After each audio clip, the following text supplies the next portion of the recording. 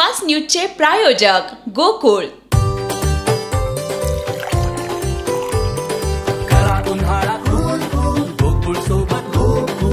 गोकुळ सोबत गोकुळ। नितीश कुमार सरकारला झटका, बिहारमधील 65% आरक्षण पाटणा उच्च न्यायालयाकडून रद्द। दिल्लीचे मुख्यमंत्री अरविंद केजरीवाल यांच्या जामीन अर्जावरील सुनावणी पूर्ण, राऊस एव्हेन्यू न्यायालयानं निर्णय राखून ठेवला।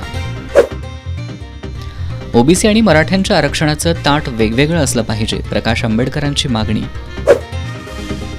केंद्रानं बघ्याची भूमिका घेऊन चालणार नाही, ओबीसी आणि मराठा आरक्षणावरून शरद पवारांनी सुनावलं।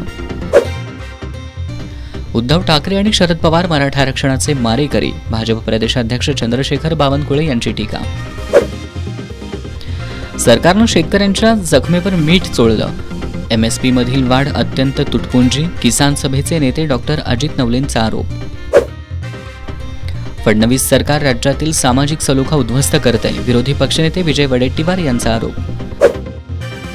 अजितदादा वेळेत आले म्हणून तुमची लंगोटी तरी वाचली, अमोल मिटकरींचा शिंदे गटाच्या रामदास कदमांवर पलटवार।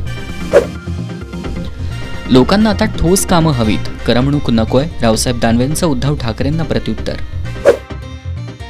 कसबा बावड्यातील शुगर मिल रोड मधील झोपडपट्टी धारकांना हक्काची बांधीव घरं मिळावीत, शेतकरी कामगार पक्षाची मागणी।